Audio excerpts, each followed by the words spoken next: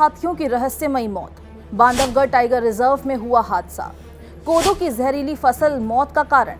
कोदो फसल से हाथियों पर खतरा। मध्य प्रदेश के बांधवगढ़ टाइगर रिजर्व में इस हफ्ते 10 हाथियों की मौत हुई है। शुरुआती जांच के आधार पर माना जा रहा है कि हाथियों की जहरीला कोदा खाने से मौत हुई है। इस मामले में पार्क प्रशासन की लापरवाही सामने आई है। दरअसल छत्तीसगढ़ में साल 2019 में कोदो की फसल खाने से कई हाथी बीमार हुए थे। हालांकि वे तत्काल उपचार से बचा लिए गए थे। यदि इस घटना से सबक लेकर बांधवगढ़ क्षेत्र में पार्क प्रशासन ने हाथियों के भ्रमण क्षेत्र में कोदो की फसल खेत होने के चलते सतर्कता बरती होती तो शायद ये घटना नहीं होती।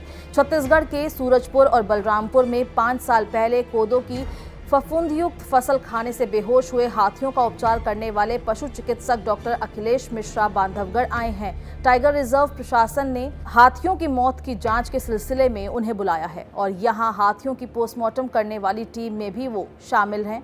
और डॉक्टर मिश्रा ने बताया है कि प्रथम दृष्टिया तो यही लग रही है कि इन 10 हाथियों की मौत कोदो फसल खाने से हुई है। आपको बता दें कि बारिश के बाद कोदो में फफूंद लग जाती है जो जहरीली होती है। छत्तीसगढ़ में हाथियों ने कम मात्रा में कोदो की फसल खाई थी, इसलिए इलाज से उन्हें बचा लिया गया था। लेकिन बांधवगढ़ में हाथियों ने बहुत अधिक मात्रा में कोदो की फसल खाई है। मृतक हाथियों के लिवर, किडनी सब खराब हो गए हैं। ऐसे में सभी पहलुओं से नमूने एकत्रित किए जा रहे हैं। वास्तविक कारण लैब की रिपोर्ट आने पर ही साफ हो सकेगा। डॉक्टर मिश्रा कहते हैं कि इंसान कोदो का बीज खाते हैं, परंपरागत तरीके से उसे सुखाते हैं, उसे खाने योग्य बनाते हैं और तब उसे खाया जाता है, इसलिए वो नुकसानदेह नहीं होता है। इस मामले को लेकर अब राज्य की मोहन सरकार ने बड़ा फैसला लिया है। उन्होंने कहा कि इस मामले की जांच के लिए राज्य स्तरीय हाथी टास्क फोर्स का गठन होगा। हाथियों की सुरक्षा के लिए हाथी मित्र बनाए जाएंगे। जिन जिलों के वन क्षेत्रों में हाथी ज्यादा हैं, वहां जन जागरूकता अभियान भी चलाया जाएगा। किसानों की फसलों को बचाने के लिए सोलर फेंसिंग की व्यवस्था होगी और इस मामले में राज्य सरकार केंद्र सरकार से भी मदद लेगी। हाथियों के हमले में मारे गए परिजनों को अब 8 लाख रुपए की जगह 25-25 लाख रुपए दिए जाएंगे। वहीं प्रशासन ने माना है कि वन क्षेत्र में निगरानी में कमी और लापरवाही की गई है, इसलिए सरकार ने फील्ड डायरेक्टर और प्रभारी एसीएफ को निलंबित कर दिया है। उमरिया के अंदर पिछले दिनों जो हमारे फॉरेस्ट एरिया में 10 हाथियों के अलग अलग दिन मृत्यु के जो समाचार आए थे वो बड़े दर्दनाक थे।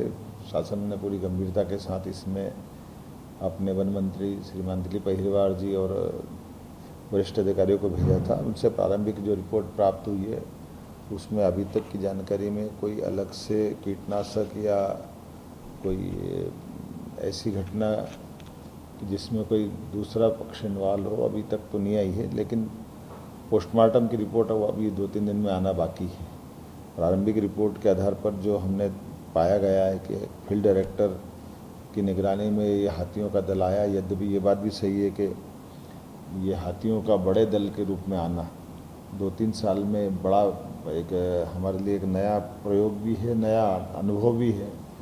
अब ये बड़ी संख्या में हाथियों का आना और ख़ास करके सीधी उमरिया इस ज़िलों में बड़ी पैमाने पर इनकी अपनी मौजूदगी दिख रही है। ऐसे में हमारे सभी डायरेक्टर भी आप फील्ड के अफसरों को सतर्क और सजग रहने की ज़रूरत है। इतनी बड़ी घटना होने के बावजूद भी फील्ड डायरेक्टर छुट्टी से वापस से न आना और उसके मौजूदगी में भी पहले से जब दल आए थे तो उनकी आवश्यक चिंता उसकी जो की जाना चाहिए थी उसकी लापरवाही मानी गई। इसलिए फील्ड डायरेक्टर को हमने इस घटना में फ़ोन बंद करना, छुट्टी से न लौटना, ऐसे कई कारण से उनको सस्पेंड किया है। साथ ही साथ प्रभारी एससीएफ फतेह सिंह निनामा को भी इस लापरवाही में सस्पेंड किया है।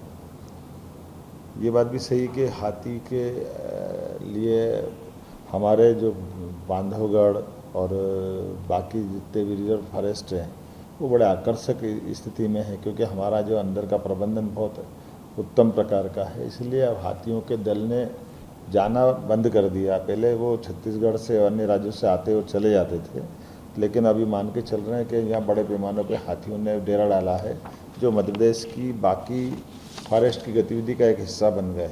ऐसे में स्वाभाविक रूप से हमको इनका स्थायी प्रबंधन के लिए विभाग शासन के स्तर पर ये निर्णय कर रहा है कि हमारे लिए हाथी टास्क फोर्स बना करके इनके हमारे बाकी वन्य प्राणियों के साथ उनको कैसे क्या क्या करना चाहिए, कैसे कैसे सावधानी रखना चाहिए, इसलिए एक दीर्घकालीन योजना बनाने का भी हमने निर्णय किया है।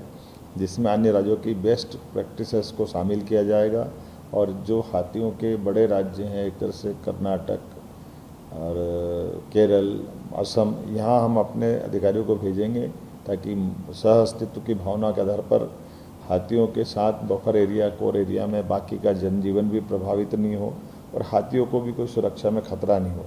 इस पे हमने गंभीरता के साथ विचार किया है।